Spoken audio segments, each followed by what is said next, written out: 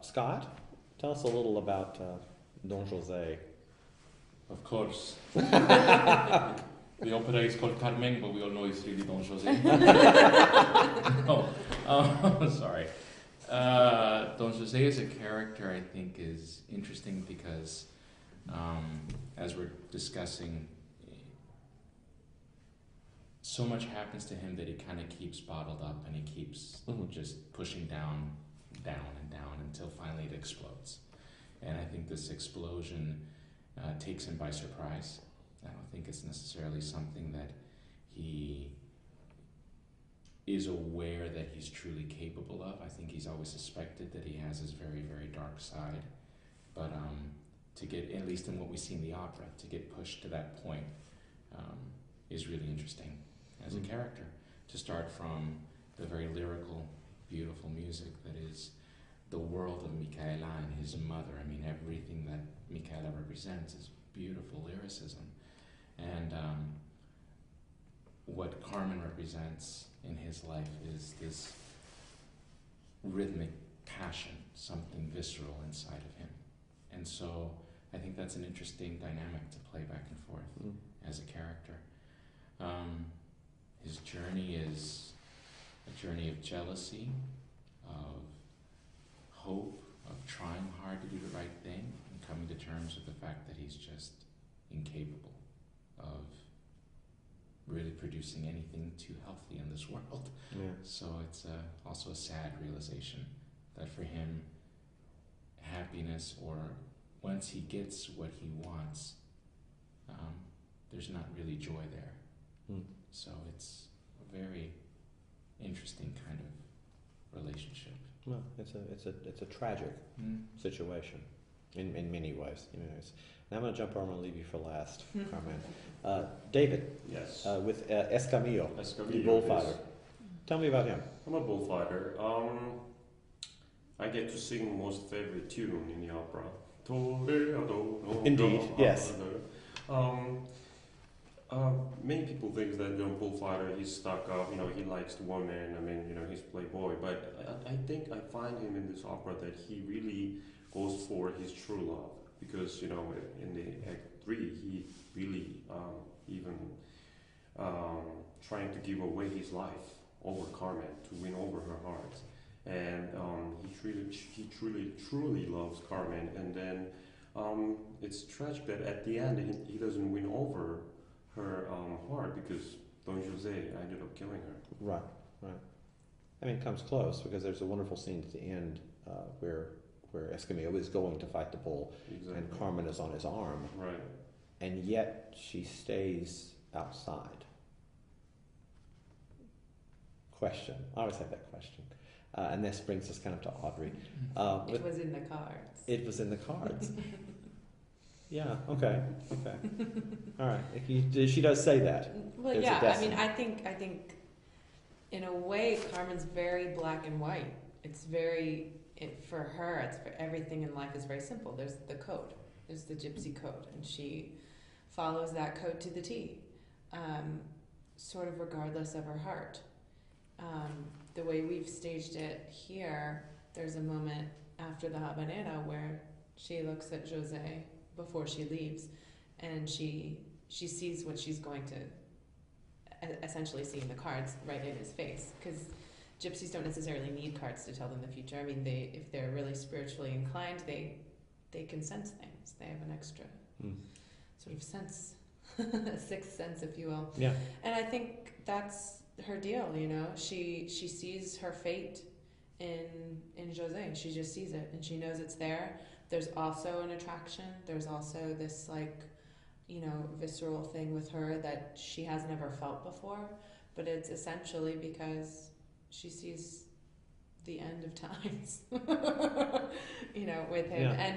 And also, just as far as her reactions to different things that happen throughout the opera and the story, it's just like anybody else has like a code of ethics for the way they live, like Scott, my colleague here, opens doors for ladies, like everyone has a code by which they live. These are things that you do. This is the right and the wrong thing to do. Mm-hmm. And she has that too. It's just skewed in our perspective, to the gypsy culture, and there are certain things you can't ask of a gypsy. You can't ask for, total adoration and monogamy and things like that. Like that just doesn't fit in to she's a smuggler. She will do anything to get what she wants, and that's okay. That's like more than okay. That's the way. That's her path, and that was her path of the people before her and the people after her, and that's just sort of the way of life that she's used to. And Jose doesn't understand what that is yet, and maybe he never will. Maybe it just doesn't sort of fit either of them, right? And right. hence the tragic ending. Well, there is a tragic ending. There is an underlying theme in this too, of this strange connection between love and death. Mm-hmm. Yeah. And sometimes, again, that's not played up too much as far as the fatalism of the piece or the as I say, the supernatural element of the piece. Because I do think in that beginning of Act 1, and the way we've done it, and I've intentionally staged it this way, is that when Carmen sees Jose before, but during the habanero, she flirts with him a little bit in a strange way, but then after that, there's a moment when this fate motif music plays in the orchestra, where she first feels this, I shall use the term fatal attraction. She feels this dark something, and she runs from it for a good bit of some of the opera, or she's still scared of it. Then in Act 3 we have the card trio in which she foretells her own fate. Which I think she knew was coming. Right. She doesn't really want to play because she knows what the cards are going to say. She's dragging her feet a little bit about it. But then she sees it, and then that's why she stays to talk to him, because she knows she has to. She can run away from it if she wants to, but it'll catch up with her. Right. Because that's the way fate works. You can only escape it for so long, but your time is out. The Grim Reaper's here. It's like time to go. And she's not going to go out without a fight, without, stating her manifesto, basically. Right. Like, no, that's not, Jose asks her, let's have a new life. We'll go away together. It'll all be fine. And she's just like, that is not the way it works. So you make your choice, even though I already know what your choice is going to be. I always found it fascinating, though, in the final act, before the final confrontation between Jose and Carmen. And Scott and I talked a little.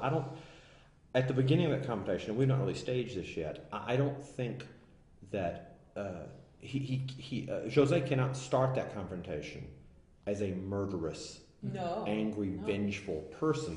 He's got to come back with a sincere belief of, okay, baby, we made some mistakes, both of us. And I think this time, though, we can make it work as long as you come back with me. But she has finished the relationship. Right. And but going earlier than that, she has friends that come to her and say, Carmen, Jose is here. He's in the crowd somewhere. And Carmen even says, yeah, I see him. And they say, you need to go inside. You watch out. And she stays out. Yeah. She stays out for the closure of speaking with him, which I think it's great for the piece, obviously, because it really kicks us into the last duet. It's an interesting choice that she doesn't go in the bullfight. I think if she went into the bullfight, that would be cowardly, and she's just not going to do that. She's a fighter, and she has no fear. I mean, I think she has trepidation about certain things, but she knows in her head what's going to happen already. And so just bring it. Right. You know?